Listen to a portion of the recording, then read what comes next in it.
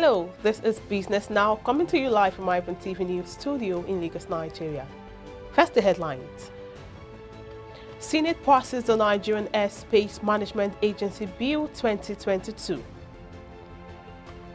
Office of the Vice President denies Cinematography-led National Economic Council recommended lifting price of petrol to 302 naira per litre. Senegal seizes 3 containers of ammunition in rare arms haul worth $5 million. Duke and Duchess of Sussex, Harry and Meghan, used in fake investment endorsement deal.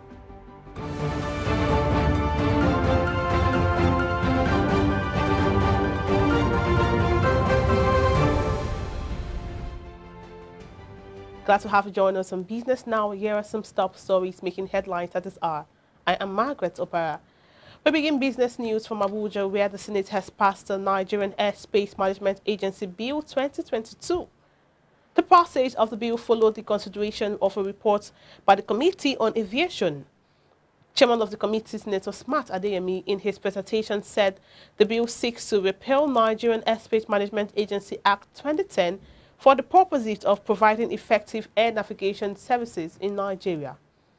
He said the NAMA bill is one of the 6 aviation executive bills referred to the committee by the Senate, which are related to crucial matters of regulation, training, management, and safety of the aviation industry. The federal government is working to establish 3 modular refineries in each of the oil-producing states, particularly in the Niger Delta region. The Minister of State for Environment, Chief Sharon Ikazo, disclosed this in a statement issued by her ministry in Abuja. Going by the plan, the government would have to establish about 18 refineries in the country's 6 major oil-producing states in the Niger Delta, including Rivers, Bayelsa, Akwa Ibom, Delta, Edo, and Cross River. He said the objective was to halt the illegal artisanal refining activities going on in oil-producing areas and its impact on residents in the affected locations.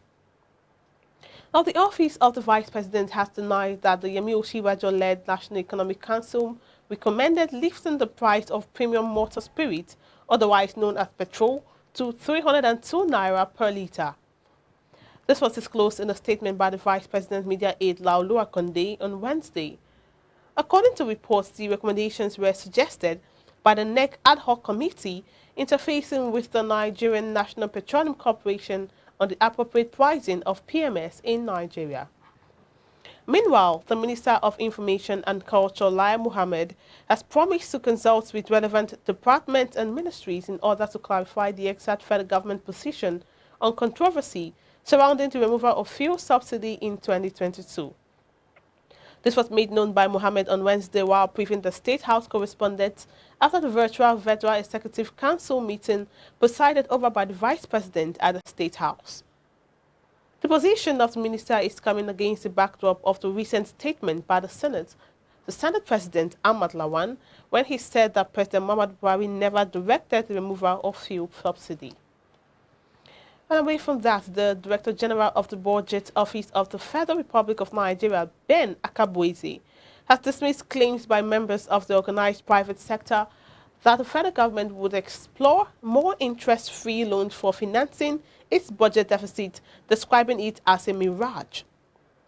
Akabueze said this at the Lagos Chamber of Commerce and Industry Budget Analysis session held in Lagos State. Earlier in his welcome address, the president of the LCCI, Dr. Michael Olawale Cole, had urged the federal government to watch the rising recurrent public expenditure, while the CEO of Financial Derivative Company Limited, Bismarck Wewan, in his keynote address highlighted key factors that will affect the 2022 budget performance. Recurrent non-debt spending is estimated at 6.91 trillion naira, which is 40% of total capital, of total expenditure, and 20% higher than for last year's budget. The government needs to watch the rising recurrent, especially personnel expenditure. It is more sustainable to empower the private sector to create more jobs while the government creates a thriving business environment. Now, what is the budget? Basically, the 5 things that are most important. When you hear budget, just ask yourself, how much are we going to raise? What's our revenue? 2, how much are we going to spend? 3, the difference between what we spend and what we raise. What is it? Is there a deficit? Is there a surplus? Or is there a balanced budget? Ends there. 4, and the most important element is that as a tool of economic management, what impact will this budget have on not the data, but the welfare of the people? You can have the best budget, you can have the what we call happy statistics and unhappy people, right? We must have a budget which is a part of a national development plan, which is part of an economic sustainability plan that has an impact on the welfare of the people. What will drive performance in 2022? The implementation of 2022 budget, which is more business friendly, more realistic, and the offspring of the 5-year development plan means that we will see, or theoretically we should see, some improvement. And I'm optimistic we will see. However, there are some difficult decisions that have to be made. And I categorize this into the politics. Like I said, it's politics.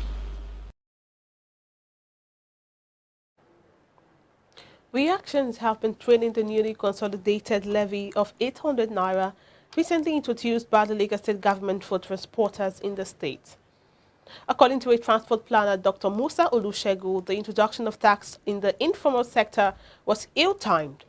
Olusegun is worried the policy will trigger the cost of transport in the state. Olusegun was speaking on Business Breakfast show earlier in the day.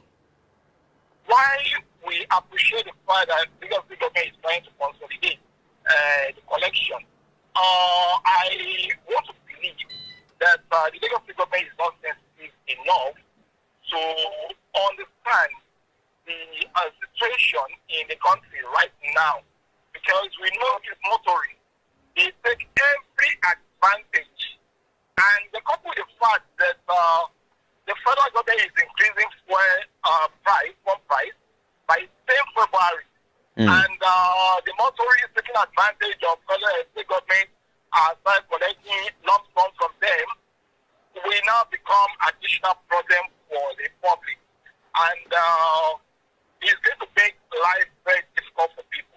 As much as I appreciate the fact that Lagos State government is trying to collect their due revenue in the informal way, I still want to believe that this should have been the right time for this to come up. And I am more worried now that the union, the transport union, has agreed with the state government. The problem we are likely to be facing now is the transport union will not be able to control the commercial vehicle drivers by the time they start inflating, because they also will want to take advantage. Now, that was an excerpt from our Business Breakfast show earlier today. You can watch this and more business stories on our YouTube page. And moving on, technology and the influence of the COVID-19 pandemic, according to the Security and Exchange Commissions, are altering capital market activities. This was disclosed by Director General SEC Lamido Yuguda at the meeting with stakeholders on Wednesday. The SEC board expressed gratitude to the Nigerian Exchange Limited, the Central Securities Clearing System, and all the capital market stakeholders for their efforts to expand the markets while dealing with the problems posed by the COVID-19 epidemic and its variants.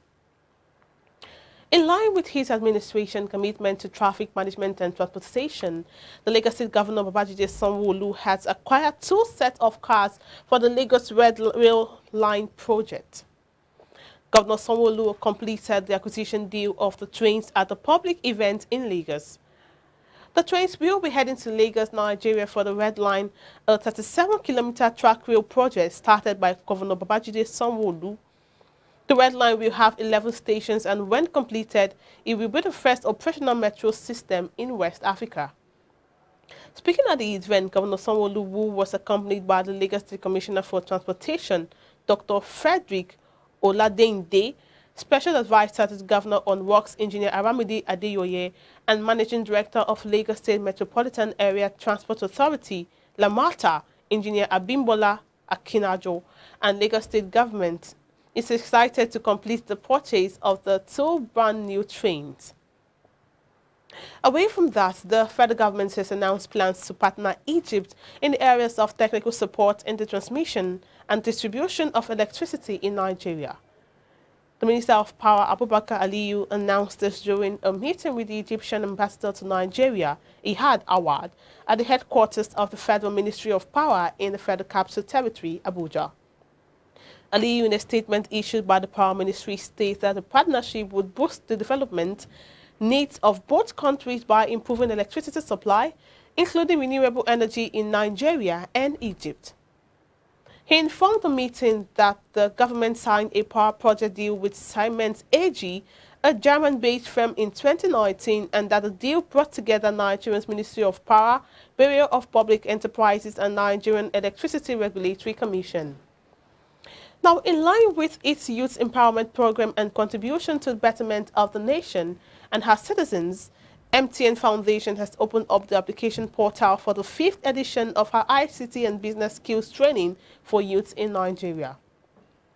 The training program will be held virtually and is set to train 3,000 young entrepreneurs in digital skills across 6 states of the Federation and give equipment grants to up to 40 million to 200 entrepreneurs. The 5th phase and the ICT and business skills training program is focused on boarding micro, small and medium enterprises owned for managed for at least 2 years by youth within the ages of 18 to 35 years. Still to come, Primark to cut 400 storage management jobs. Details and more business news after this commercial break.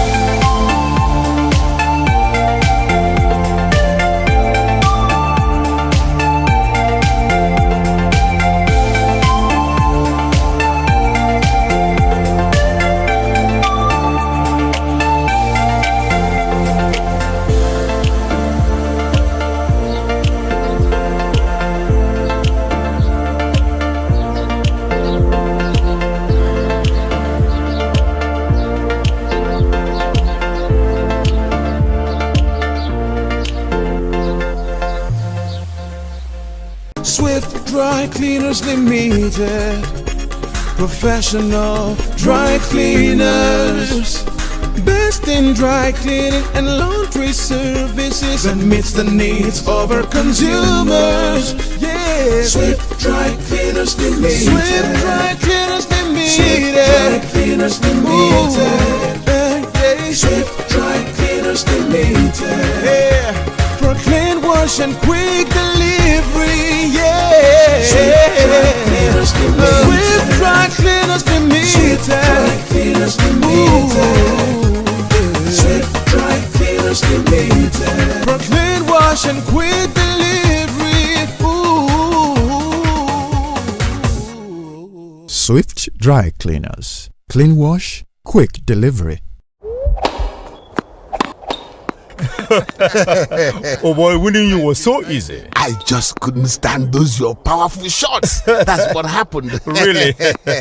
Let's go to my place for dinner. This fufu is so nice. It's through unripe plantain flour. True unripe plantain flour is delicious. Yes, true unripe plantain flour is what I serve my husband for swallows. It's easy to prepare, fortified with vitamin A, low in sugar and cholesterol, rich in fiber that helps the heart, builds and strengthens the bone, and his energy level is boosted. Through unripe plantain flour, no additives, 100% natural, a product of Pali Agro Products Nigeria. Through unripe plantain flour, available in all leading stores nationwide. True unripe plantain flour is 100% natural flour gotten from the processing of unripe plantain. It contains no addictive and has a net content of 500 grams. True unripe plantain flour contains vitamin A, B6 and C. It is gluten-free and rich in calcium. Consuming true unripe plantain flour helps to build and strengthen stronger bones and can be a great meal for diabetic patients. It decreases your chances of constipation as it has a high fiber content and provides you with a low-fat diet. Here are some steps to prepare your true unripe plantain flour.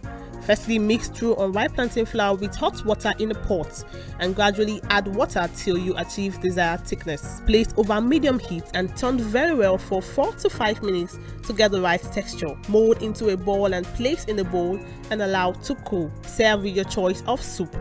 True unripe plantain flour can be eaten with any variety of soup, be it your ofe oha, ofe onugbu, gbegiri, ewedu, or your miyan kuka. To get your true unripe plantain flour, contact us at 12 Olowera Isheri Road by First Welder bus stop off Omole Phase 2, Olowera, Lagos, Nigeria, or call 070-6663-8213 or 081-6397-4447. This will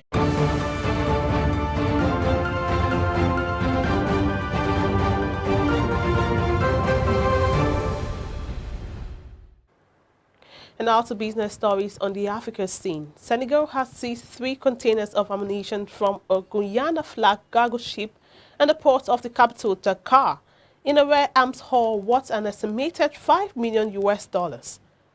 In a statement on Tuesday, Senegal's customs agency said it had searched a ship named the Elioka when it stopped to refuel after it had made inconsistent declarations. Custom agents in the West African country found 3 containers of ammunition aboard the Elioka, worth the equivalent of an estimated $5.2 million. The custom agencies did not mention when the operation occurred. The crew members, whom local media reported were Ukrainian, are currently being questioned. The Minister of Finance, Ken Ofori-Atta, says the electronic levy component of the 2022 budget will be resubmitted to Parliament for approval in January. This follows extensive consultation with stakeholders and the agreement reached with telecommunication operators to reduce mobile money charges by 0.25% so as to reduce the overall net impact of the levy on subscribers. The reduction of charges, which was agreed upon in true spirit of burden sharing, was a key measure to raising resources to improve fiscal position. Now, Kenya will retain Citibank and JP Morgan to arrange its 5th Eurobond to be issued this year, looking to rise up to 250 billion shillings. The Treasury revealed on Wednesday that it took investment banks, which is also helped Kenya raise $1 billion in June last year. We set the timing for the issue depending on market conditions. I&M Bank and NCBA Group were the co-managers for the dollar-denominated sovereign bond issue. The Treasury is hoping to speed up the Eurobond program to get a favorable appetite, especially before the next general election, which carries political risks that might affect its attractiveness. And on the foreign scene, fake endorsements from the Duke and Duchess of Sussex are being used on social media to promote Bitcoin-related investment schemes. Photos and bogus interviews with Prince Harry and Meghan and other celebrities are being used to attract investors. The Financial Conduct Authority says it is increasing worries about scam advertisements. The number of consumers reporting possible scams to the watchdog has risen by more than 400% in 5 years.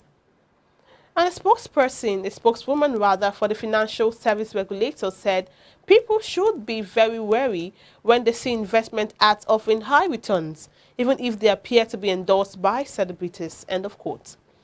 And moving on, shares of Chinese property developers have jumped in Hong Kong as China's central bank cut a key mortgage rate for the first time in almost 2 years.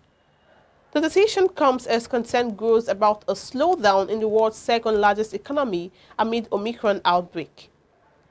At the same time, major Chinese property firms like crisis-hit Evergrande are struggling to make debt repayments. On Monday, China surprised markets by cutting rates on medium-term loans for the first time since April 2020. And more stories, the company behind retailer Primark and Drinks Ovaltine and Twinings is cutting jobs and raising some prices as inflation pushes up its costs. AB Foods said it would cut 400 jobs at Primark as part of a drive to simplify the management structure. The group, which has ingredient and agriculture arms, said higher energy and transport costs may push up prices. Despite inflation pressures and Omicron hitting Primark sales, ABF said the group had seen stronger trading. The company said the Primark job changes aim to provide clearer accountability, greater flexibility, and more management support on the shop floor. End of quote. Coming up next is entertainment business with Choma.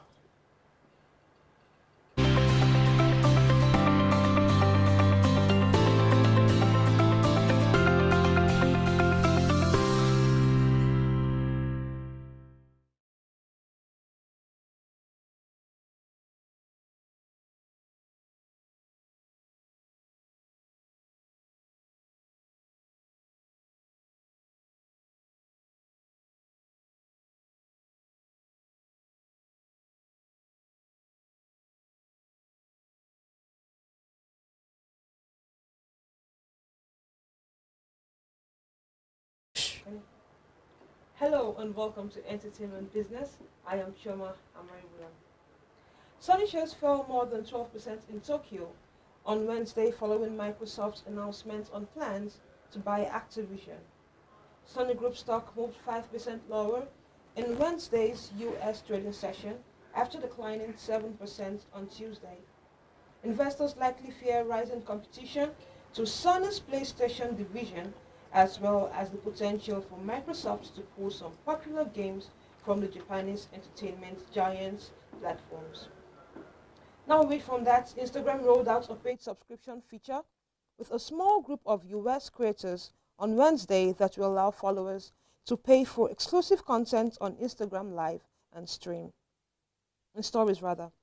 For the test launch, creators have 8 different monthly price points to choose from, according to an Instagram spokesperson, which are $0.99, $1.99, $2.99, $4.99, $9.99, $19.99, $49.99, or $99.99. Instagram will not be taking a cut of revenue until at least 2023, when parent company Meta is expected to begin collecting fees from creators on Facebook and Instagram. Though the company has not yet disclosed what the revenue share percentage will be in 2023, Meta CEO Mark Zuckerberg has previously said the cuts will be less than 30%. Instagram subscriptions will allow creators to host live streams and share disappearing posts via stories to their paying subscribers, as well as see badges next to their follower names to indicate which of them are paying subscribers. And that's it on Entertainment Business. I am Choma Amaribulam.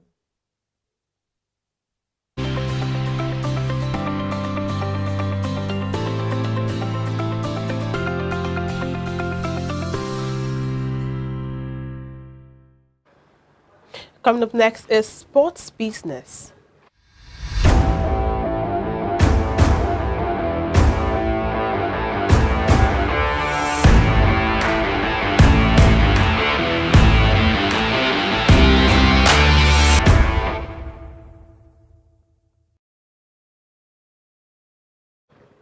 The Premier League between 2019 and 2020 made a 10.4 billion US dollars economic impact on the UK economy, according to a report prepared by Ernst & Young.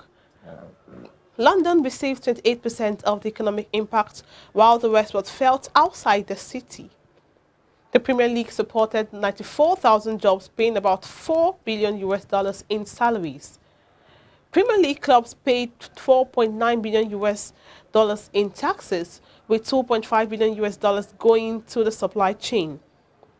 The league's economic contribution has grown about 840% since the 1998 to 1999 season. And now moving on, according to market research firm NPD, the total consumer spending on game sales in the US reached a record of 60.4 billion US dollars in 2021, an 8% increase compared to the year prior. Game content spending, which includes digital games, DLC, and subscriptions across consoles, mobile, PC, portable, and VR hardware, reached 51.7 billion US dollars, making up to 85% of last year's consumer spending on games in the US. Spending on game accessories reached 2.7 billion US dollars in 2021, a 2% uptick year over year. Hardware sales generated 6 billion US dollars in revenue, up from 5.3 billion US dollars in 2020. And that's it on Business Now at this hour. For more news stories, please visit our website, follow all our social media platforms, and do well to tune in to Start Time Channel 143 for more interesting programs and news updates. My name is Margaret Abba. Thanks for watching.